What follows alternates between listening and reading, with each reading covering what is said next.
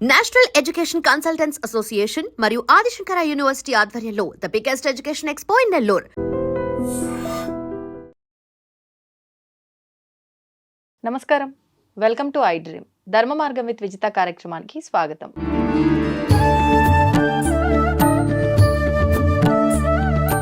ప్రస్తుతం మనతో పాటు ఉన్నారు ప్రవచనకర్త ప్రవీణ్ కుమార్ శర్మ గారు. ఇప్పుడు వారితో మాట్లాడి మరిన్ని విషయాలు తెలుసుకుందాం.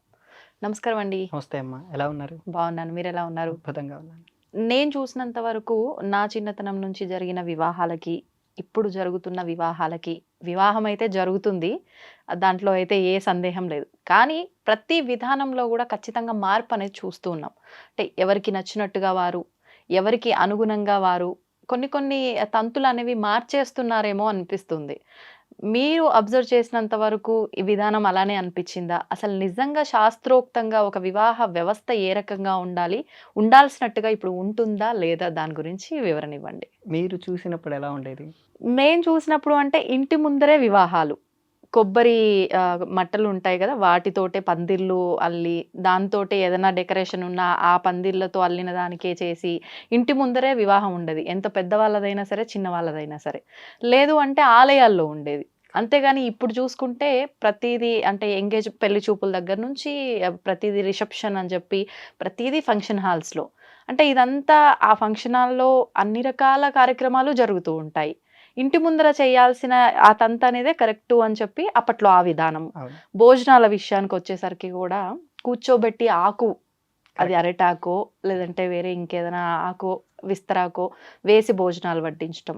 మండపం పైకెళ్ళి వధూవరులను ఆశీర్వదిస్తున్నారు అంటే చెప్పులు ఖచ్చితంగా కింద వదిలి పైకెక్కి వాళ్ళని ఆశీర్వదించేవారు. ఇప్పుడు ఆ విధానము కనిపించట్లేదు. ప్రతిదీ కూడా మనకంతా మార్పు అనేది నాకు అనిపించింది. మీరు ఏం చెప్తారు దాన్ని? డివైడ్ చేయాలి తల్లి. ఏ రకంగా? రామాయణ కాలంలో వివాహ వ్యవస్థ ఎలా ఉండేది, కృష్ణుడి కాలంలో వివాహ వ్యవస్థ ఎలా ఉంది? రాముడికి కృష్ణుడికి కొన్ని కోట్ల సంవత్సరాల వ్యవధి ఉంది. కృష్ణుడికి మనకి 5,000 సంవత్సరాల తేడా ఉంది.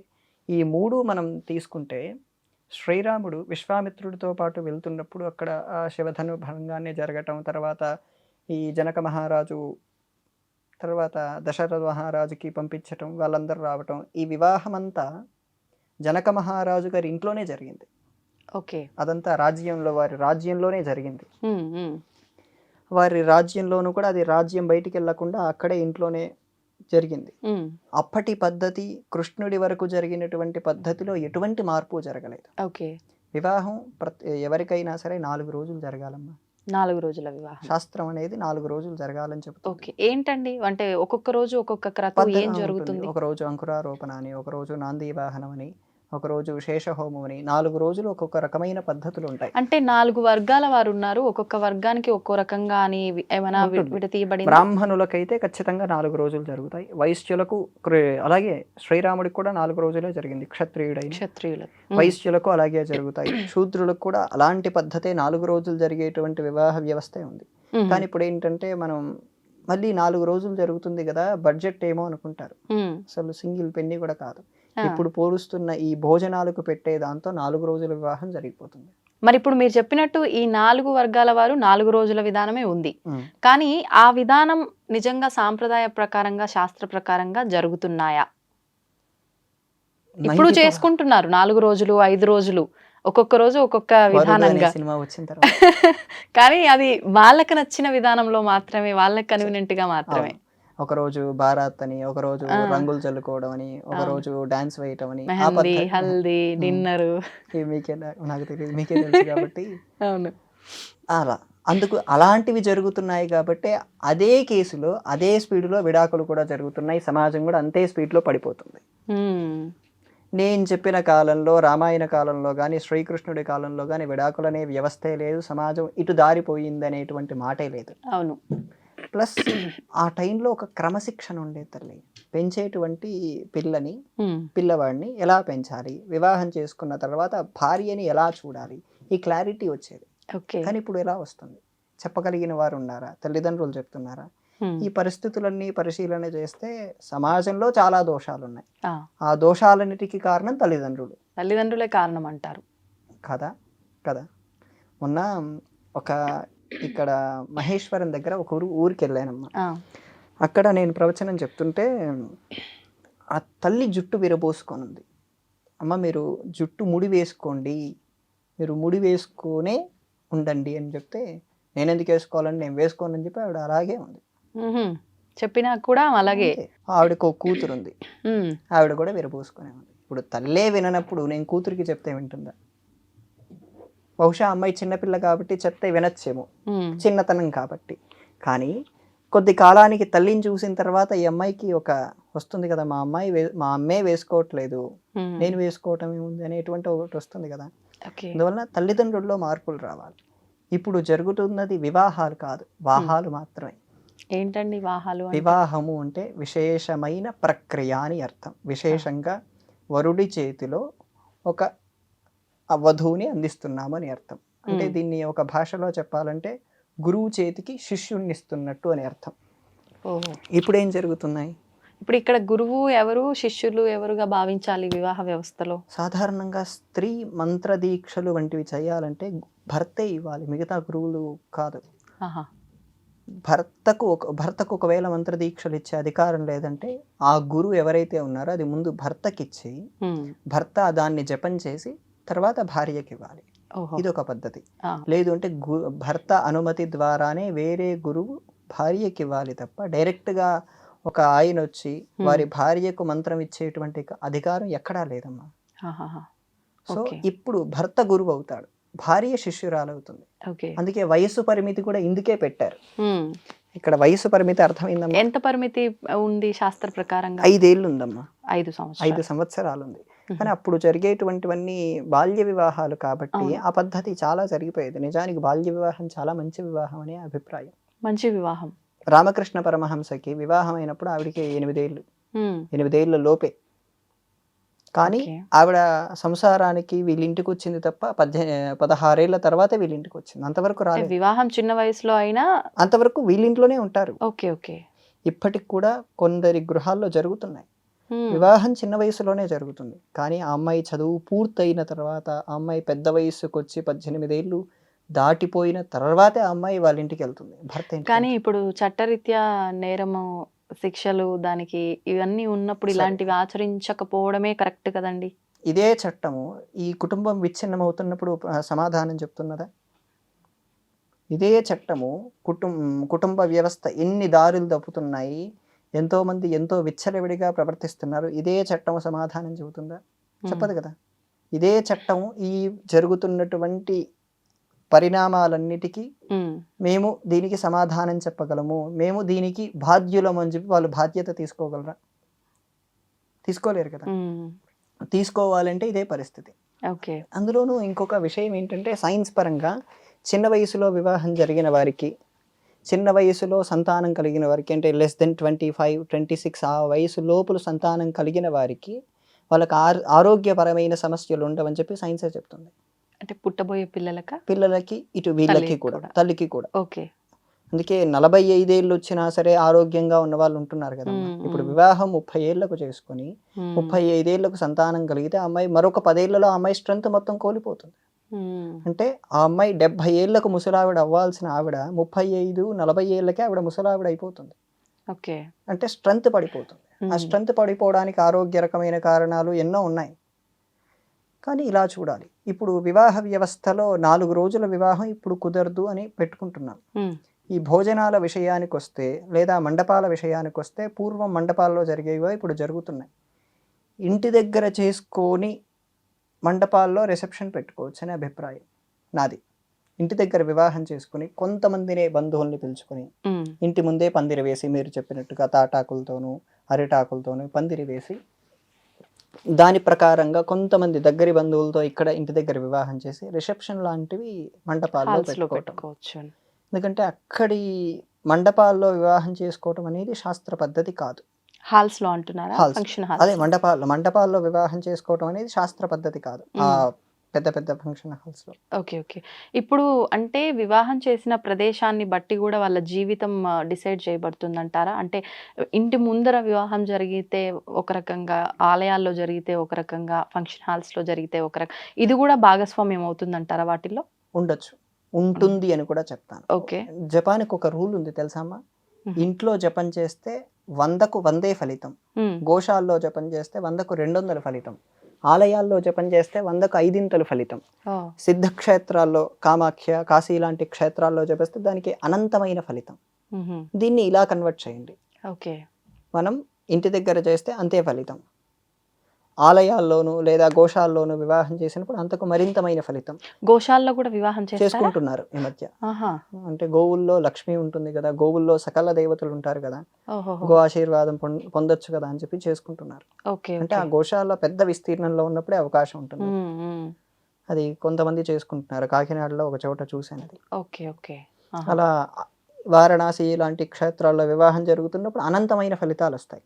అయోధ్య లాంటి క్షేత్రాలు ఇప్పుడు వివాహాలు చేస్తున్నారు. ఇప్పుడు కాశీ మహాశ్మశానం అంటారు కదా, అక్కడ వివాహం చేసుకోవచ్చు అంటారు. మరి అక్కడ పుట్టిన వాళ్ళు అంటే పుట్టిన వాళ్ళకి ప్రాంతీయ ఆచారం ఒకటి ఉంటుంది, తప్పు లేదేమో. అంటే విడిగా ఉండే వాళ్ళు అక్కడికి వెళ్ళి వివాహం చేసుకోవచ్చా? చేసుకోవచ్చు. తప్పేమీ లేదు. ఓకే. కాశీ క్షేత్రం అనేది సమస్తమైన విషయాలకు మూలమైనది.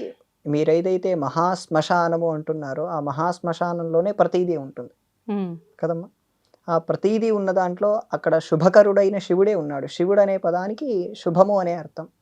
ఆ శుభమిచ్చేటువంటి మంగళకరుడైన శివుడు ఉన్న చోట్ల వివాహం చేసుకోవటం అనేది తప్పేం కాదు.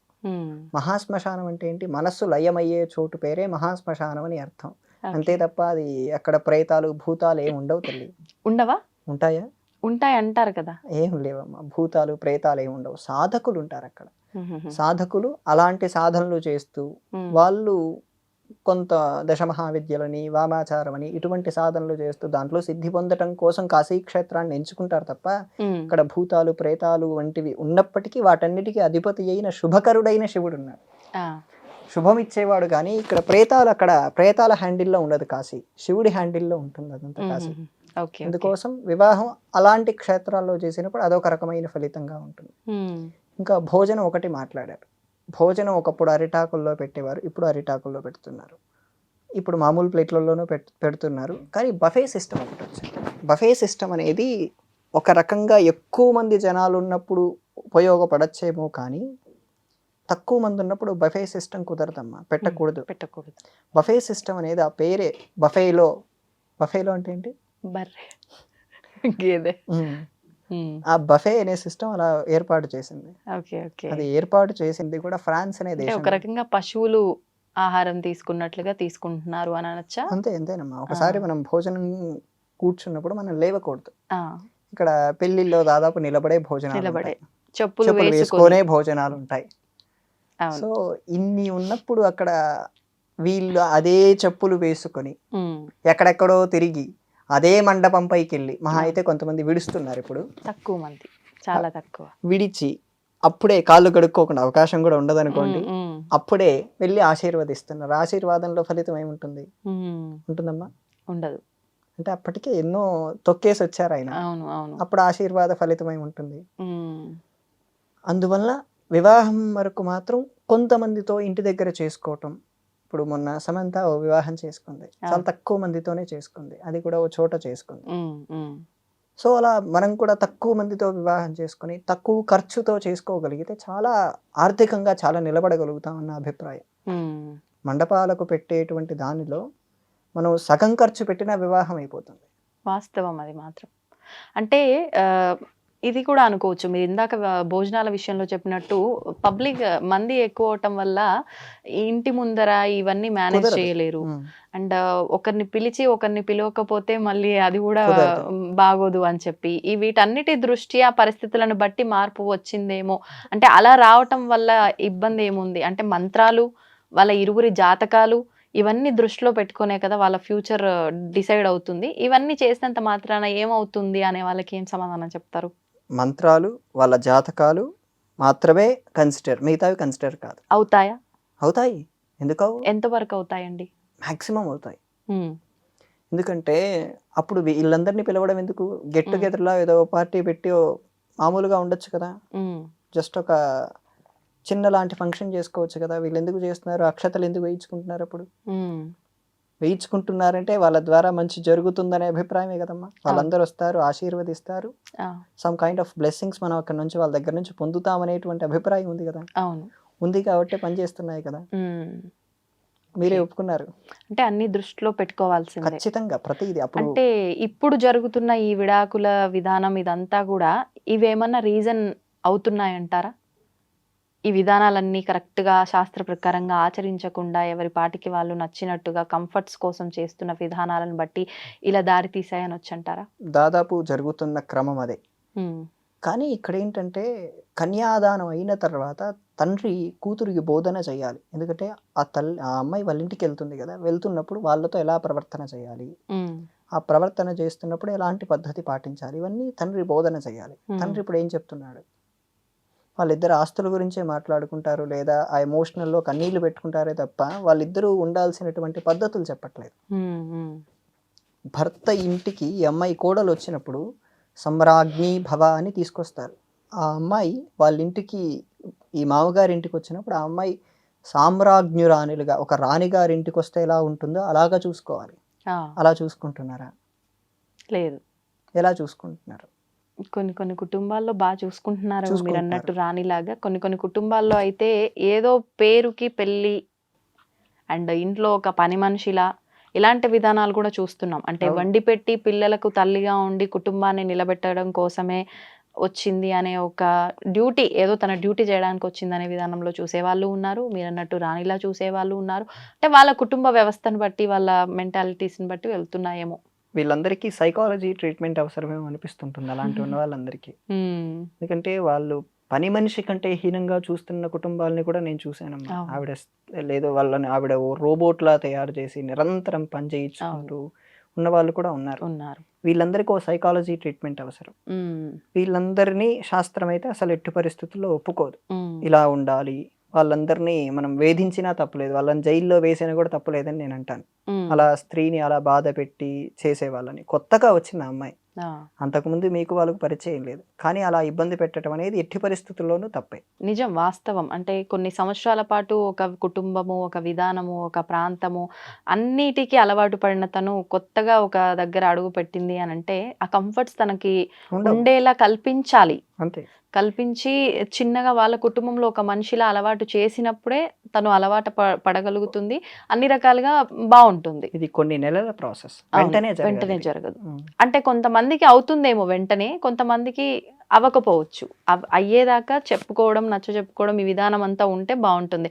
మీరు అన్నట్లు ఒకప్పటి కాలంలో ఇప్పుడు మనం ఇందాక మాట్లాడుకున్నట్టు ఉమ్మడి కుటుంబాలు ఉండటము, ఒకరి కాకపోతే ఒకరు ఏదన్నా అన్నా ఒకరు తెలియదులే చిన్నపిల్ల అని చెప్పి సర్దుకుపోయేలా అంటే లోపల వాళ్ళకు ఉన్నప్పటికీ పైకి మంచి మాట చెప్పి వాళ్ళని ఆపటము, ఇలాంటి విధానాలు ఎక్కువగా చూస్తూ ఉండేవారు. వీటి వల్ల కొంచెం ముందుకు వెళ్తూ ఉండేది కుటుంబం ప్రశాంతంగా. ఉమ్మడి కుటుంబంలో ఉన్న ప్రధానమైన అద్భుతమైనది ఏంటంటే, మీ పిల్లల్ని మీరు చూసుకోకూడదు, మీ వదిన గారు, మీ అక్కయ్య గారు వాళ్ళ పిల్లల్ని మీరు బాగా చూడాలి, వాళ్ళు మీ పిల్లల్ని బాగా చూస్తారు. అర్థమైందా మీకు? మీ అన్నయ్య, మీ భర్త వాళ్ళ అన్నయ్య పిల్లలు ఉన్నారు కానీ వాళ్ళని మీరు బాగా చూడాలి. మీ అక్కయ్య గారు ఆవిడ మీ పిల్లల్ని బాగా చూస్తారు. సో అక్కడ ఏంటంటే భేదం రాకుండా ఉంటుంది. భేదం వస్తేనే కదా గొడవలు వచ్చాయి. ఆ భేదం రాకుండా ఉండేటట్టుగా కుటుంబ వ్యవస్థ అన్ని వందల సంవత్సరాలు మనల్ని కాపాడింది. కానీ ప్రజెంట్ నేను నాది అనే స్వార్థంతో వెళ్తున్నప్పుడు అది ఎట్లా సాధ్యపడుతుందంటారు? అసలు అందుకే ఉమ్మడి కుటుంబాలు లేవేమో అని చెప్పొచ్చు అంటారా? ఉన్నాయి, వేరే ఫార్మేషన్ లో ఉన్నాయి. ఏ రకంగా? మార్వాడి వాళ్ళ కుటుంబాలు చూసారనుకోండి, వాళ్ళ కుటుంబాలు ఎలా ఉంటాయి, విల్లాస్ టైప్ లో ఉంటాయి. ప్లస్ కింద ఫ్లోర్ లో ఒకరు, పై ఫ్లోర్ లో ఒకరు, ఆ పై ఫ్లోర్ లో ఒకరు, ఒకే ఇంట్లో విడిగా కానీ భోజనం మాత్రం ఒకే చోట. అర్థమైందమ్మా? అర్థమైంది. అలాగే సినిమా వాళ్ళలో కూడా ఉమ్మడి కుటుంబాలు ఉన్నాయేమో అనిపిస్తుంటుంది కొన్ని సందర్భాల్లో, కొంతమందిలో. ఎందుకంటే వాళ్ళు కింద ఫ్లోర్ లో ఒకరు, పై ఫ్లోర్ లో ఒకరు, ఆ పై ఫ్లోర్ లో ఒకరు భోజనానికి ఒక చోట కలుస్తారు, ఆ 10 నిమిషాలు మాట్లాడతారు, మళ్ళీ వెళ్ళిపోతారు. మొత్తానికి విడిగా ఉండి ఇద్దరు ముగ్గురు ఉండేదానికన్నా ఇది బెటర్ ఏమో. ఇదొక అంటే ఫార్మేషన్ మారింది. ఓకే, అంటే పరిస్థితులను బట్టి ప్రతి ఒక్క దాంట్లో మార్పు వస్తుంది, మార్చుకుంటున్నాము అనుకోవచ్చు అంటారా? ఇది యుగ ధర్మమే ఈ రకంగా ఉంది అనొచ్చు అంటారా? యుగ ప్రభావం అయితే ఖచ్చితంగా ఉంది, కానీ పరిస్థితుల్ని మనం ఎలా హ్యాండిల్ చేస్తున్నాం అనే దాన్ని బట్టే ఉంటుంది. ఇప్పటికీ కొన్ని ఉమ్మడి కుటుంబాలు ఉన్నాయి, వీళ్ళ పరిస్థితులు ఎంత కఠినంగా ఉన్నా వాళ్ళు కలిసే ఉన్నారు. నేను ఈ మధ్య వాళ్ళని కలిసి వచ్చాను తూర్పుగోదావరి జిల్లాలో. వాళ్ళు 20 మంది కలిసి ఒకే కుటుంబంలో ఉంటారు, అందరూ కలిసి 1,50,000 ఎంతో సంపాదిస్తారు. 50,000 కుటుంబానికి ఖర్చు అయిపోతుంది, మిగతా 1,00,000 రూపాయలు మిగిలిపోతుంది. అంటే కుటుంబంలో ఉండే నలుగురు మగవాళ్ళు కలిసి 1,50,000 సంపాదిస్తే ఈ నలుగురు మీద 50,000 ఖర్చు, 1,00,000 రూపాయలు మిగులుతుంది. సో వాళ్ళు చాలా అంటే కష్టమైనా సరే పాతకాలపు ఉమ్మడి కుటుంబ పరిస్థితిని తట్టుకొనే నిలబడుతున్నారు ఇప్పుడు లేకపోయినా. అంతే. అంటే పిల్లల పెంపకానికి కానియండి, నిజంగా ఆర్థికపరమైన ఇబ్బందులు లేకుండా ఉండాలన్నా, అండ్ ఇప్పుడు చూస్తున్న రకరకాల ఇబ్బందుల వల్ల తొందరగా మనోధైర్యం కోల్పోయి, అంటే చేయకూడని పనులు చేసుకొని, అలాంటి ఇబ్బందుల కన్నా కలిసి ఉండడం బెటర్. చాలా ఎందుకంటే స్త్రీకున్న పరిస్థితుల రీత్యా ఆరోగ్యపరంగా ఆ 4-5 రోజులు ఇబ్బంది ఉన్నప్పుడు మరొకరు హెల్ప్ చేస్తారు. ఇక్కడ భర్త వండి పెట్టేవాడు కాదు, అవును. వండి పెట్టలేరు. వంటే రానివాడు ఏం వండుతాడు? ఒకవేళ వంట వచ్చినా ఆయన పనిలో ఆయనకు చాలా ఉన్నాయి. ఈ టైంలో ఆ స్త్రీ ఆ కడుపు నొప్పితో బాధపడుతూ వంట వండటం అనేది చాలా అభ్యంతరకరమైనది. అసలు వండలేరు.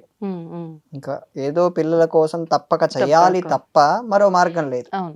కానీ అందరూ కలుస్తున్నప్పుడు ఈవిడొక్కరు పక్కగా ఉండి ఆవిడ పని ఆవిడ చేసుకుంటూ ఆవిడ ప్రశాంతంగా చిల్ అవుతూ మన భాషలో, మిగతా వాళ్ళరు ఈ పిల్లల్ని చూసుకుంటూ వాళ్ళని బడికి పంపిస్తూ వాళ్ళకి కావాల్సినటువంటి ఆహారాలన్నీ ఏర్పాటు చేస్తే ఎలా ఉంటుందమ్మా? బాగుందా లేదా? 3 BHK తీసుకున్నారనుకోండి ఇప్పటి భాషలో ఒక బ్రహ్మాండమైన ఒక ఉమ్మడి కుటుంబం బతుకుతుంది. అవునా కాదా? అలా కుటుంబ వ్యవస్థ దారి తప్పకుండా ఉండగలిగితేనే భారతదేశం నిలబడుతుందని నా అభిప్రాయం. భారతదేశానికి మిగతా దేశాలకు పోలికేంటి? భారతదేశం అంటేనే కుటుంబం. వసుధైవ కుటుంబకం అనే ఒక మాట ఉంది కదమ్మా. మనం అందరం ఈ విశ్వాన్ని ఒక కుటుంబంగా భావిస్తాం. కరెక్ట్. నేను ఒక వియత్నాం అనే దేశంలో సాయంత్రం 7 ఆ ప్రాంతానికి ఒక చోట నడుస్తూ వెళ్తున్నాను. ఒక ఊర్లో ధనాంగ్, ఊరి పేరే ధనాంగ్. ఆ ఊర్లో వెళ్తుంటే కుటుంబం అంతా కలిసి కిందే కూర్చొని చేతులతోనే భోజనం చేస్తున్నారు. ఆ ఊర్లో ఇక్కడ నుంచి వాళ్ళకు మతం అంటే తెలియదు, దేవుడు అంటే తెలియదు. దేవుడు అంటే బుద్ధుడు అని తెలుసు. బుద్ధుడు అని తెలిసిన వాళ్ళు ఏం పూజించారు. Most of the people are నమ్మకం లేనివారు. వాళ్ళకు దేవుడు గాని భక్తి గాని ఏం లేనివారు ఎక్కువ శాతం మంది. వాళ్ళు అందరూ కలిసి ఇంట్లోనే కూర్చొని కిందే కూర్చొని చేతులతో భోజనం చేస్తున్నారు. విదేశాలకు వెళ్ళినప్పుడు చేతులతో భోజనం చేయడం అనే పద్ధతి మనం చూడం, కానీ వాళ్ళు చేతులతో భోజనం తింటున్నారు. నాకు ఆశ్చర్యం వేసింది. నేను వెళ్ళి అడిగాను, నేను ఎవరో తెలియదు, ఒక టూరిస్ట్ అని చెప్పి నేను గూగుల్ ట్రాన్స్లేట్లో ఉంటుంది వియత్నమీస్ భాషలో, నేను తెలుగు భాషలో పెట్టుకొని నేను రాసిందంతా అక్కడ చెప్తున్నాను. వాళ్ళు చదువుతున్నారు. రండి అని చెప్పి తీసుకెళ్లారు. అమ్మ ఎందుకు ఇలా కూర్చున్నారు, ఎందుకు చేతులతో తింటున్నారు, ఎవరు నేర్పించారు, నాకు ఇదంతా కొంచెం ఆశ్చర్యంగా ఉంది నేను అని చెప్పి అడిగితే, మాకు పూర్వీకులు నేర్పించారు, వాళ్ళు నేర్పించిన దాన్ని మేము వదిలిపెట్టలేదు, అది అలాగే కంటిన్యూ చేస్తున్నాం, నచ్చింది మాకు అన్నారు. ఫస్ట్ నచ్చింది, కంటిన్యూ చేస్తున్నాం. వాళ్ళు లెక్క పెట్టుకునేది కూడా ఇలాగా 1 2 3 4 5 6 పాత పద్ధతి. అది చాలా నచ్చాయి. అక్కడ చంపా అనే ఒక దేశం, చంపా అనే ఒక కింగ్డమ్ ఉండేది, హిందూ కింగ్డమ్. వాళ్ళు పరిపాలన చేశారు, వాళ్ళు కూడా ఇప్పుడు ఉన్నారు. తర్వాత అక్కడ వేరే కమ్యూనిస్ట్ లాంటివి వచ్చాయి. అక్కడ ఒక ఆవిడ చెప్పింది, వాళ్ళ దగ్గర లక్ష్మీదేవి విగ్రహాలు ఉన్నాయి. ఒక కొట్టులో లక్ష్మీదేవిని కమలశ్రీ అని పిలుస్తున్నారు వాళ్ళు. కమలశ్రీ మన పేరే కదమ్మా. అంతే కదా. శివుడి విగ్రహాన్ని చెక్క బొమ్మతో, బుద్ధుడి బొమ్మలు ఎలా అయితే రోడ్ల పైన అమ్ముతుంటారో అలా అమ్ముతున్నారు. నాకు ఆశ్చర్యం వేసి అడిగితే, మా పూర్వీకులు నేర్పించారు, నేను వదిలిపెట్టలేదు అంటే చెక్క పని చేసే ఆయన. ఈ విగ్రహం కొట్టావిడ ఏం చెప్పిందంటే, మా వాళ్ళు ఈవిడిని దేవతగా భావిస్తారు, ధనానికి అధిపతిగా భావిస్తారు, ఈవిడిని పూజ చేస్తే డబ్బులు వస్తాయి, మాకు వ్యాపారం బాగా నిలబడుతుందని చెప్పారు, నేను చేస్తున్నాను. అంటే ఆ క్లారిటీ చాలా ఉంది వాళ్ళకి. అక్కడ కూడా కుల వ్యవస్థ ఉంది. ఒక ఊర్లో చాలా లోతట్టు గ్రామానికి వెళ్ళాను, ఈ ధనాంగ నుంచి ఒక 60-70 కిలోమీటర్లు దాటి. అక్కడ ఒక ఊర్లో కుండలు చేసే వాళ్ళందరూ ఒక వీధిలో ఉన్నారు, చెక్క బొమ్మలు చేసే వాళ్ళందరూ ఒక వీధిలో ఉన్నారు, పాతకాలంలో ఉన్నట్టుగా. అంటే ఎంత చక్కని వ్యవస్థ ఉంది అక్కడ. ఆ వ్యవస్థ వాళ్ళు పోగొట్టుకోలేదు ఆ ఊర్లో. ఇంకా మిగతా కళాకారులందరూ వాళ్ళ వీధిలో ఉంటారు, వాళ్ళందరూ సహాయం చేసుకుంటుంటారు, వాళ్ళ పిల్లల్ని వాళ్ళకే ఇస్తారు, అందులోనే నిలబడుకుంటూ వాళ్ళల్లో వాళ్ళే ఆహారం మార్చుకుంటూ ఉంటారు. సో బాగుంది కదమ్మా కుటుంబ వ్యవస్థ.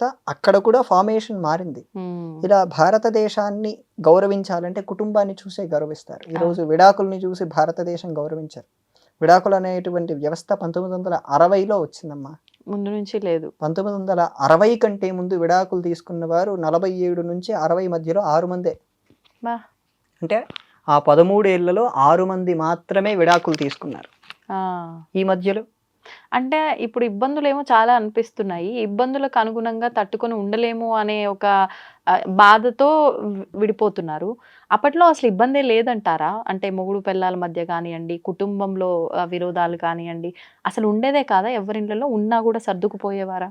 ఉన్నాయి. ఎందుకు లేవు? రాముడికి, సీతమ్మ వారికి కూడా ఉన్నాయి. వాళ్ళు సర్దుకుపోలేదా? అన్ని వేల సంవత్సరాలు జీవనం చేశారంటే మనం ఎందుకు ప్రతి సంవత్సరం శ్రీరామనవమి కళ్యాణం చేస్తాం? వాళ్ళనే ఆది దంపతులుగా, ఆదర్శ దంపతులుగా ఆదర్శ ఎందుకు దంపతులు. చెప్తున్నాం? అవును. అంటే సర్దుబాటుతనం అనేది స్త్రీలో తగ్గిపోయింది. తగ్గిపోయింది. పోలేదంటున్నాను. తగ్గిపోయిందంటున్నాను. మళ్ళీ ఎందుకు స్త్రీలనే అంటారు? పురుషుల్ని కూడా అంటాను ఈ మధ్య. హ్మ్. ఈ మధ్య అంటున్నాను. హ్మ్. మొదట్లో స్త్రీయే. ఎందుకంటే విడాకులకి కారణం మొదటి కేసు భారతదేశంలో మగవాడే వేశాడు. మగవారే వేశారు. వద్దు నాకు విడాకులు అంటే ఆ కావాలనా? అమ్మాయికి చిన్నప్పుడే పెళ్ళయింది. ఆహా! 7 ఏళ్ళు కలిసున్నారు. కలిసున్నప్పటికీ ఆ అమ్మాయికి ఇష్టం లేదు ఇతనితో కలిసి ఉండటం. ఆ హ్మ్. అబ్బాయి కూడా ఎందుకులే అని చెప్పి ఈ కేసు వేయటం, తర్వాత చాలా సెన్సేషన్ సృష్టించటం. అప్పుడు వాళ్ళిద్దరూ విడిపోవటం జరిగింది. ఫస్ట్ విడాకులు అప్పుడే జరిగాయి. హుహుహు. అంతకుముందు విడాకులు లేవంటే లేవు. హ్మ్. విడాకులు అనేటువంటి వ్యవస్థ 1947 కంటే ముందు లేదు. కానీ అప్పుడున్న ఈ విడాకులు ఇదంతా పక్కన పెడితే, ఇప్పుడు సినిమాల్లో చూపించినట్టు పెద్ద మనుషులుండి, వాళ్ళు మాట్లాడి, అంతా నార్మల్ చేయడము, ఇలాంటి వ్యవస్థ ఉండేదేమో గదండీ! అవునమ్మా. అది హ్మ్. చాలా మంచి వ్యవస్థ నిజానికి. ఈరోజు మొన్న ఈ మధ్య ఒక ఆర్టికల్ వచ్చింది. ఇప్పుడు కోర్టుల్లో ఉన్నటువంటి కేసుల్ని మొత్తం పరిష్కారం చేయాలంటే 415 సంవత్సరాలు పడుతుంది. వామ్మ! హ్మ్. హ్మ్. ఇప్పుడున్న కేసులన్నీ పోవాలంటే 415 సంవత్సరాలు. ఆ! ఎన్ని తరాలు వీళ్ళుంటారు? ఎన్ని తరాల ఆ జడ్జిలుంటారు? అంటే ఇంకా ఒక రకంగా చెప్పాలంటే వాటి పరిష్కారం దొరకదని. హ్మ్. అంతే అంటారా? అంతే. అంటే వాటికి హ్మ్. కావాలని పెంచుతున్నారు. అంటే ఇప్పుడు ఉదాహరణకు ఒకరు విడాకుల కేసు వేశారు. హ్మ్. వెంటనే వాయిదా ఇవ్వటం. వాళ్ళొచ్చిందే దానికోసం వీళ్ళు వాయిదా ఇవ్వటం ఏంటి? మధ్యలో హ్మ్. మనిషిని పెడతారు, మాట్లాడతారు. కుదరదు. హ్మ్. తీసే 6 నెలలు, సంవత్సరం, 2 ఏళ్ళు, 5 ఏళ్ళు అయినటువంటి కేసులు కూడా ఉన్నాయి. హ్మ్. కొంతమందికి నెలలో కూడా వెళ్ళిపోవచ్చు. ఈ మధ్యలో ఏంటంటే వాళ్ళిద్దరి మధ్య ఒకటి జరుగుతుంది. వాళ్ళకు ఎందుకు వెళ్ళిపోవాలి? లాయరు ఇంకొక ఆవిడ మధ్యలో ఉండి మాట్లాడతారు. తెలుసమ్మా ఈ విషయం? హ్మ్. ఒక కేసు కోర్టుకెళ్ళాక అవును. వాళ్ళిద్దరికీ ఎందుకు వాళ్ళిద్దరూ నచ్చ చెప్పడానికి ప్రయత్నం ప్రయత్నం చేస్తారు. కానీ చేస్తారు. కుదరదు. హ్మ్. ఈ మధ్యలో ఎవరుండాలంటే ఈ వారధిగా ప్రవచనకర్తలు ఉండాలని నా అభిప్రాయం. ఓహ్! అర్థమైందమ్మా? అర్థమైంది. ఇప్పుడు ఒక భార్య, భర్త మేము కలిసి ఉండలేము అని చెప్పి కోర్టుకెళ్లారు. హ్మ్. కోర్టుకెళ్ళినప్పుడు వాళ్ళకు కోర్టు వీళ్ళ దగ్గరికి పంపిస్తుంది. మీరెందుకు కలిసి ఉండాలనుకుంటున్నారు? ఏదో ఒక 5, 10 నిమిషాలు ఆవిడ చెప్తుంది. వాళ్ళిద్దరూ కోపంగా తిట్టుకొని వెళ్ళిపోతారు. అయిపోతుంది. హ్మ్. ఆ మధ్యలో ఉండాల్సినటువంటి వ్యక్తి ప్రవచనకర్త. ఎందుకంటే అప్పుడు వాళ్ళిద్దరికీ ధర్మం అంటే ఏంటో చెప్పగలగాలి. హ్మ్. స్త్రీ ధర్మం ఏంటి? పురుష ధర్మం ఏంటి? ఆవిడ నీ భార్య, ఇతడు నీ భర్త. మీరిద్దరు ఎందుకు కలిసి ఉండాలి? కలిసి ఉండటం వల్ల సుఖాలేంటి? అనేటిది ఒకటి చెప్పాలి. ఓకే. నేను ఈ మధ్య మీతోనే చెప్పినట్టున్నాను. పోయినసారి దేని వచ్చినప్పుడు. గురించండి? మనం ఖచ్చితంగా జైళ్ళల్లోనూ అవునవును. ప్రవచనాలు చెప్పే అవకాశం ఉన్నా, గీతా క్లాసెస్ చెప్పే అవకాశం ఉన్నా నేను రెడీ అని జెప్పారు మీరు. కొంతమంది జైలర్లు రెడీ అవుతున్నారు. అవునా? ఓహ్! సూపర్. ఇక్కడే హైదరాబాద్‌లోనే కొంతమంది ఆహా! జైలర్లు రెడీ అవుతున్నారు. ఓకే. ఓకే. అంటే మనం సంతోషం. చేసినటువంటి ప్రయత్నం ఫలీకృతం అవుతుంది. అవుతుంది.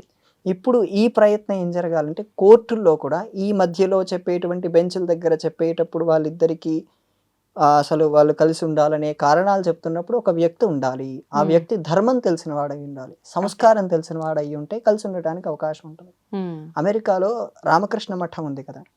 వీళ్ళకు చెందినటువంటి ఒక వ్యక్తి ప్రవచనం చెప్తున్నాడు రామాయణం. హ్మ్. 7 రోజులది రామాయణం. హుహు. అప్పటికే ఒక భార్యాభర్త విడిపోయారు. విడివిడిగా ఇద్దరికీ రామాయణం జరుగుతుంది. ఇంగ్లీష్‌లో జరుగుతుంది అదంతా. ఓహో! జరుగుతుందని తెలిసింది. విడివిడిగా వెళ్లారు. ఈ అమ్మాయి వచ్చిందని అబ్బాయికి తెలీదు. ఆ అమ్మాయి వచ్చిందని ఈ అబ్బాయికి తెలీదు అక్కడికి. 6 రోజు, 7 రోజు ఆ అబ్బాయి, అమ్మాయి ఇద్దరూ కలిసి ప్రవచనానికొచ్చారు. విడిపోయిన మార్పొచ్చింది. వారు హ్మ్. విదేశస్థులు, భారతీయులు కారు విదేశస్థులు. ఓకే. అంటే ధర్మం అంటే ఏంటో వాళ్ళకి కూడా అర్థమైంది. వాళ్ళే ముందుగా విడిపోయి, వాళ్ళే ఇప్పుడు మనం చేసినది తప్పు. నేనన్న మాటకు నేను సారీ చెప్తున్నానని చెప్పి ఆ అబ్బాయి సారీ చెప్పి, ఈ అమ్మాయి ఆ సారీని వెంటనే యాక్సెప్ట్ చేసి, హ్మ్. మనిద్దరం కోప్పడ్డాం. క్షణికావేశంలో ఇద్దరికీ జరిగిపోయింది. సో, మనం ఇద్దరం ఇప్పటి నుంచి కలిసే ఉందాము. ఆ సీతారాముల్లా ఉందామని చెప్పి ఇద్దరూ పెట్టుకున్నారు. కానీ అంటే ప్రతి ఒక్కరిలో ఈ మార్పు వస్తుందని మనం చెప్పలేమేమో గదండీ. అంటే ప్రెజెంట్ సిట్యుయేషన్ ఏంది అంటే, అమ్మాయైనా, అబ్బాయైనా అహం ఒకటి బాగా ఎక్కువగా అడ్డొస్తుంది. మాట్లాడడానికి ముందు నేనెందుకు మాట్లాడాలి, నేను మాట్లాడితే నేనే తగ్గిపోయినట్టు అవుతుంది. ఇలాంటిది వైఫ్ అండ్ హస్బెండ్ అయినా ఏ రిలేషన్లో అయినా ఇది ఎక్కువగా మనం చూస్తున్నాం. ఇట్లాంటి అహం ఉన్నప్పుడు ఈ ప్రవచనాల వల్ల, ఈ మాటల వల్ల ఏ రకంగా అయినా మార్పు అందరిలో వచ్చే అవకాశం ఉందంటారా? తెలుగులో ఒక పదం ఉంది, పశ్చాత్తాపం అని. ఉమ్. తెలుసమ్మా? ఆ పశ్చాత్తాపం పశ్చాత్తాపానికి మించిన ప్రాయశ్చిత్తం లేదనా? లేదు. ఆ పశ్చాత్తాపం ఎవరికైతే కలుగుతుందో వాళ్ళందరూ మారుతారు, ఉమ్. కలగని వాళ్ళందరూ మునుగుతూనే ఉంటారు. పశ్చాత్తాపం కలగడానికే నేను చెప్పేది ఇంతసేపు అయినా, మీరు ఇంత ప్రయత్నం చేస్తున్నదైనా. అవును. పశ్చాత్తాపం ఎప్పుడైతే కలుగుతుందో అప్పుడు వాళ్ళకు రియలైజేషన్ వస్తుంది. మీరు అన్నారు అంటే యుగ ధర్మం వల్లే ఇవన్నీ జరుగుతున్నాయేమో అమ్మా అని చెప్పి. యుగ ధర్మం అనేది ఒకటి డిసైడ్ చేసి తీసుకెళ్తున్నప్పుడు ఆ పశ్చాత్తాపం ఎప్పుడు కలగాలో, ఎవరికి కలగాలో కూడా నిర్ణయించబడిందేమో. ఎన్ని విన్నంత మాత్రాన ఏం ఫలితమో అనొచ్చేమో. మంచి ప్రశ్న తల్లి. చిన్న లాజిక్తో చెప్తాను. ఉమ్. వర్షాకాలం వర్షం పడుతుంది, కానీ మనం బయటికి వెళ్ళాలి అంటే ఆఫీస్కి రావాలి. ఆఫీస్కి రావటం అనేది మ్యాండేటరీ, అవును సెలవు ఇవ్వడు. అవును. వర్షం అనేది ఆగదు, వర్షాకాలం కాబట్టి మనం ఏం చేస్తాం? ఏదో ఒకటి వర్షానికి మనం తట్టుకొని ఆఫీస్కి వెళ్ళే గొడుగు పట్టుకొని ప్రకారంగా వస్తాం. మనం ప్లాన్ చేస్తాం. గొడుగు పట్టుకొని వస్తున్నాం. ఇక్కడ అర్థమైందా నా పాయింట్? అర్థమైంది అర్థమైంది. మీరు ఇక్కడ కూడా ధర్మం అనే గొడుగు పట్టుకోవాలి. ఏ యుగంలో అయినా ధర్మం ఉంటుంది. ఉమ్, ఆ యుగంలో ఆ కాలానికి చుట్టుపక్కల ఉన్న వాళ్ళందరూ సత్యవంతులు కాబట్టి అక్కడ మనకు అది కుదిరింది. కానీ ఈ యుగంలో అందరూ సత్యవంతులు కాదు. మీరు సత్యవంతులా లేదా మనల్ని మనం పరిశీలన చేసుకోవాలి. ఏ రకంగా చేసుకోవచ్చు అంటారు? దీనికి మంచి ఉదాహరణ చెప్తాను, తర్వాత వాళ్ళుగా చేసుకోవచ్చు. అప్పయ్య దీక్షితులను ఒక 500 ఏళ్ల కిందట ఒక ఆయన ఉండేవారమ్మా. ఎక్కడ? తమిళనాడులో ఉండేవారు. ఆయన తెలుగు ప్రాంతాలకు కూడా చాలా సార్లు వచ్చారు. ఆయన సాక్షాత్తు శివస్వరూపుడు. ఆయన ఎప్పుడు శివుడి గురించే మాట్లాడేవాడు. నేను ఎప్పుడు శివుడి గురించి చెప్తున్నా, నాలో నిజంగా భక్తి ఉందా లేదా అని చెప్పి పరిశీలించడం కోసం మత్తుమందు తిన్నాడు ఆయన. ఆయనే తినేటప్పుడు వాళ్ళ శిష్యులకు కొన్ని మాటలు చెప్పాడు. నేను ఈ మత్తుమందు తిన్నప్పుడు నేనేం మాట్లాడినా ప్రతిదాన్ని రాయండి, ఒక్క మాటను కూడా వదిలిపెట్టద్దు అని చెప్పి ఆ మత్తుమందుని తిన్న వెంటనే ఆయన ఒక శ్లోకం చెప్పాడు. 50 శ్లోకాలు చెప్పారు. ఉన్మత్త పంచాశిఖ అంటారు. ఉన్మత్తం అంటే పిచ్చివాడి దశ. ఆయన 50 శ్లోకాలు శివుడి గురించి అనర్గళంగా చెప్పుకుంటూ వెళ్ళాడు.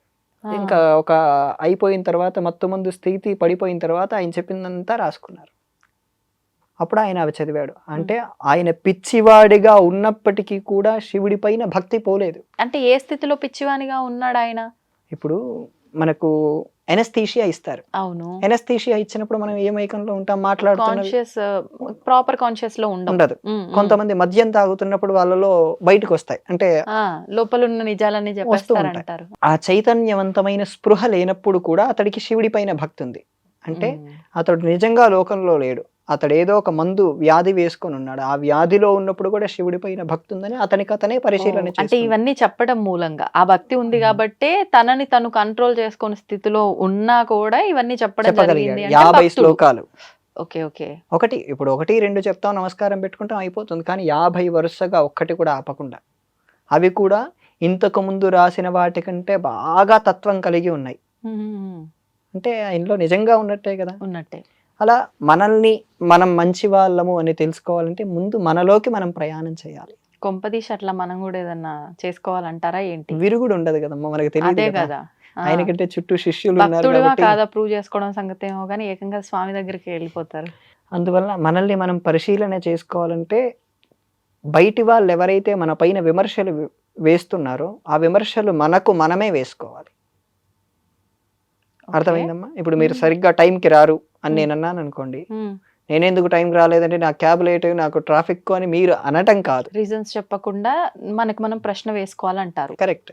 అవును క్యాబ్ లేటే, అవును ట్రాఫిక్, అవును ఆకలి అవుతుంది, అవును లిఫ్ట్ పని చేయట్లేదు, ఇవన్నీ కాదు రీజన్స్. ఓ అరగంట ముందు బయలుదేరాలి కదా అని మనమే ప్రశ్న వేసుకొని ఓ అరగంట ముందు నిద్ర లేవాలి కదా, ఇంట్లో పని మనం తొందరగా చేసుకోవాలి కదా, ఫోన్ నక్కకుండా పక్కన ఉండాలి కదా. ఇవన్నీ చూసుకుంటే ఆటోమేటిక్ గా మనకు అన్ని తెలుస్తాయమ్మా. ప్రతిదీ మన చేతుల్లో ఉంది అంటారు. అవును. రియలైజేషన్ ఎప్పుడైతే కలుగుతుందో అప్పటి వరకు నేను చేస్తున్న ప్రయత్నాలన్నీ కొనసాగించవలసిందే. అంటే యుగ ధర్మం ఒకటి ఉన్నప్పటికీ మనం గట్టిగా ఏదైనా అనుకుంటే ఖచ్చితంగా మార్పు మొదలవుతుంది, మార్పు వస్తుంది.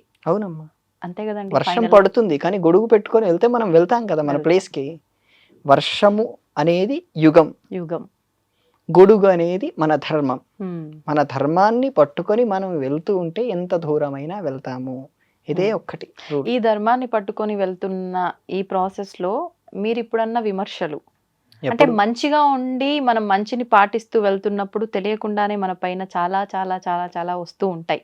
ఇది వాస్తవం ఏమో అనిపిస్తూ ఉంటుంది. ప్రతి Correct. ఒక్కరి లైఫ్ లో ఎక్స్పీరియన్స్ ఇది. కరెక్టే కరెక్టే. అయినా తట్టుకొని ఉండాలి, వెళ్ళాలి అని అంటే దానికి ఏదైనా రెమెడీ ఏదైనా ఉందా అండి?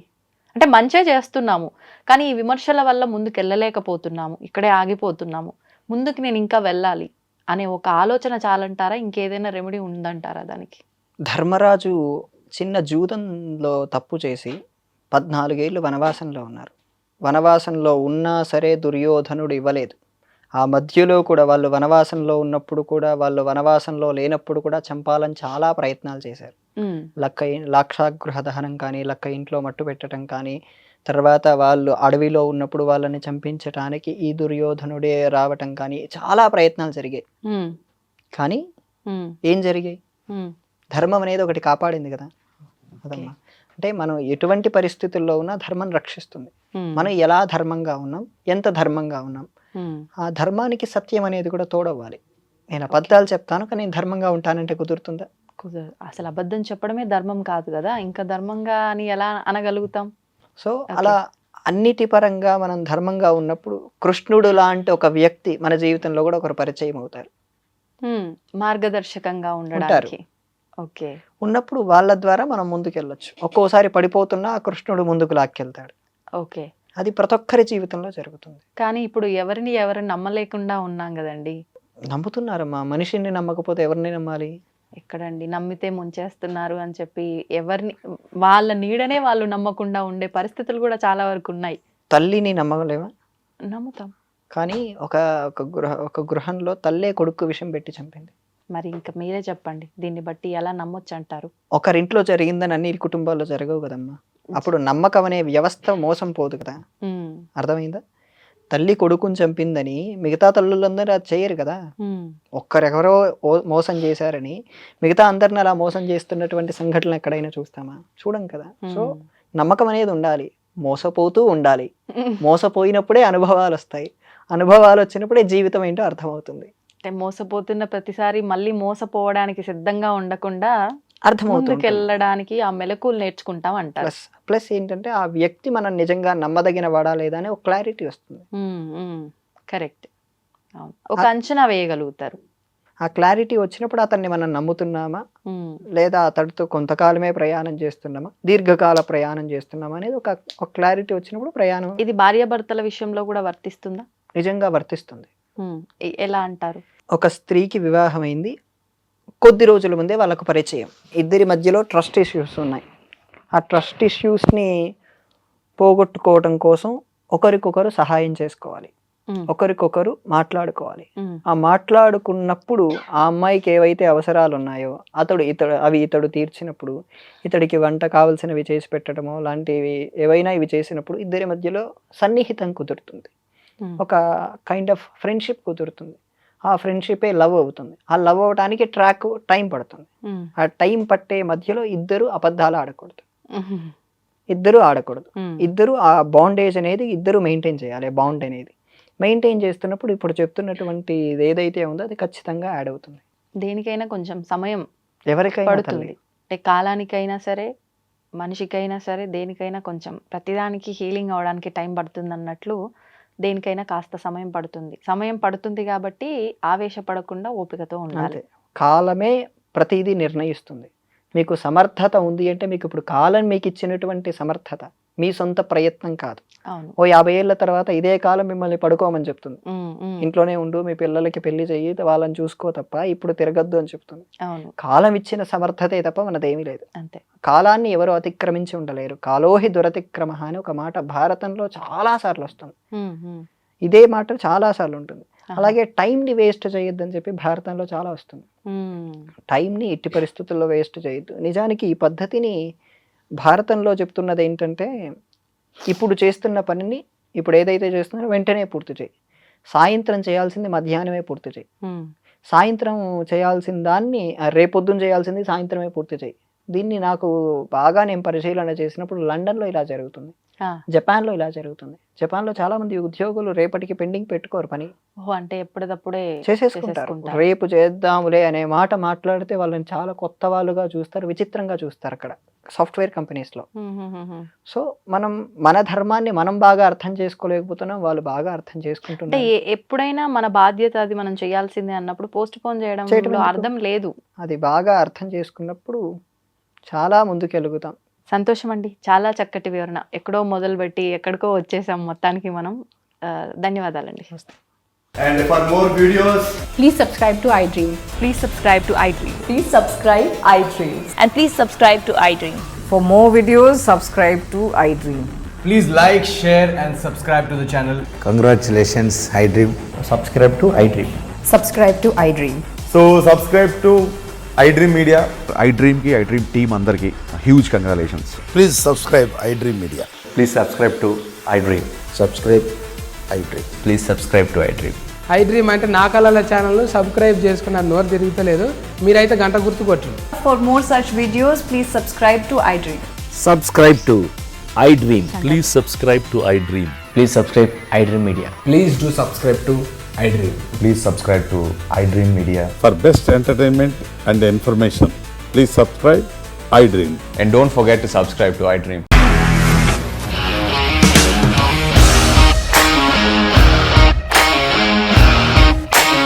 ఇండస్ట్రీలో కమిట్మెంట్ ఇష్యూస్ వస్తే నీకు కూడా వచ్చినట్టు మార్నింగ్ తీసుకెళ్ళాలంటే కొట్టి పడేసాడు.